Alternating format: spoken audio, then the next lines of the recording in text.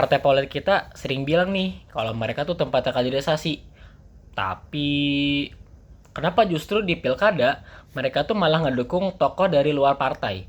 Contohnya kayak Ridwan Kamil di Pilgub Jawa Barat 2018. Kalau kayak gitu, mari kita bahas logika di balik semua itu. Dan halo, nama saya Amaginda Suwandi dari mahasiswa ilmu politik Universitas Bakri dengan nomor induk mahasiswa 12310040056. Di dalam video ini, saya akan membahas peran partai politik dalam rekrutmen kepala daerah dengan studi kasus Ridwan Kamil di Pilkada Jawa Barat 2018. Secara teori, partai politik memiliki sejumlah fungsi inti. Pertama, fungsi rekrutmen dan kaderisasi, di mana partai politik membentuk calon-calon pemimpin lewat proses panjang, dari bawah, lewat pelatihan, pengalaman organisasi, hingga akhirnya dipilih publik.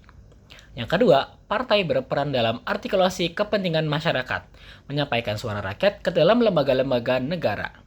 Ketiga, partai adalah jembatan komunikasi antara negara dan warga.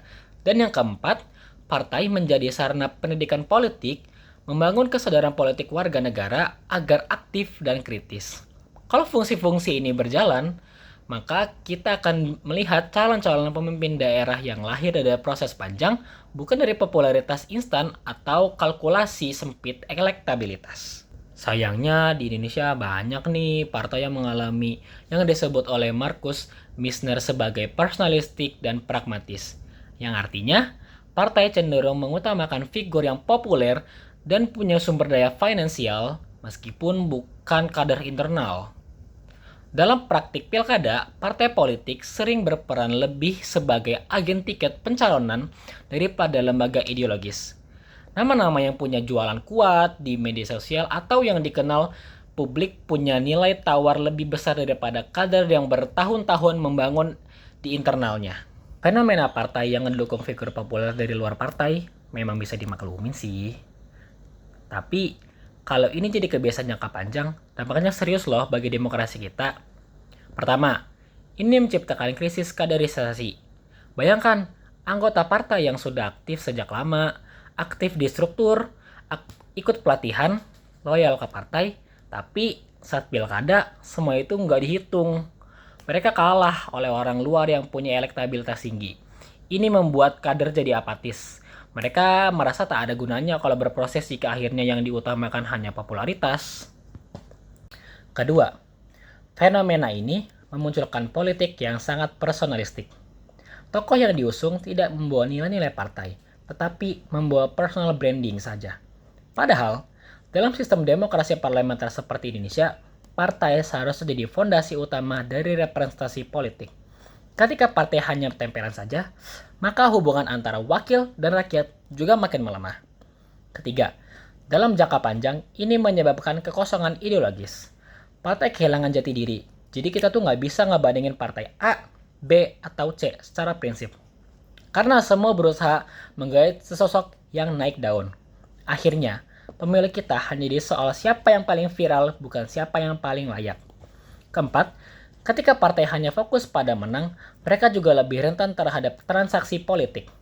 Ketika tiket pencalonan bisa ditukar dengan sumber daya, logistik, atau kontrak politik tertentu. Ini memperbesar risiko praktik oligarki dan korupsi politik di tingkat daerah. Dan yang kelima, sistem seperti ini tidak menghasilkan pemimpin yang kuat secara visi, tetapi hanya kuat secara branding. Ini berbahaya banget karena begitu popularitas memudar, legitimasi politik pun goyah. Demokrasi membutuhkan pemimpin yang punya basis bukan hanya sekadar nama. Kalau kita ingin membangun demokrasi yang sehat, kita nggak bisa membiarkan logika itu terus berjalan. Demokrasi bukan hanya soal menang atau kalah, tetapi soal bagaimana prosesnya dibangun secara adil dan inklusif. Pertama, partai politik harus melakukan reformasi internal secara serius. Mereka perlu memperkuat sistem kaderisasi yang terstruktur dan meritokratis. Artinya, ada jalur jelas bagi kader yang ingin naik ke posisi calon kepala daerah, berdasarkan prestasi, integritas, dan kontribusi, bukan hanya sekedar kedekatan atau popularitas. Kedua, Regulasi pencalonan juga harus lebih transparan dan akuntabel. KPU dan Bawaslu bisa mendorong partai untuk membuka proses penjaringan secara publik, misalkan lewat debat internal, polling kader, atau konvensi calon. Jadi, masyarakat bisa menilai bagaimana partai memilih calonnya, dan bukan hanya melihat hasil akhir saja. Ketiga, pendidikan politik masyarakat harus ditingkatkan. Banyak pemilih yang masih menilai calon hanya dari nama besar, iklan, atau citra media sosial. Padahal, kualitas kepemimpinan nggak bisa diukur dari jumlah followers. Kita juga perlu budaya politik yang lebih kritis dan substantif. Keempat, perlu insentif politik bagi partai yang konsisten membina kadernya sendiri. Misal, lewat dukungan logistik dari negara, ruang promosi media yang adil, atau pelatihan khusus. Negara harus mendorong partai untuk tidak hanya jadi penjual tiket, tapi juga sekolah demokrasi.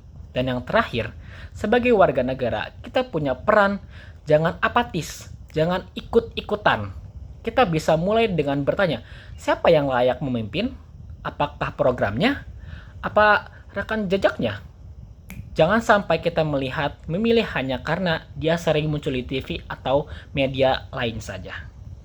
Jadi, pada akhirnya, peran partai politik dalam demokrasi itu nggak bisa digantikan oleh popularitas semata. Pemimpin yang lahir dari proses panjang akan punya fondasi yang kuat, bukan hanya pencitraan, tetapi juga pemahaman ideologi, loyalitas pada nilai, dan tanggung jawab terhadap rakyat.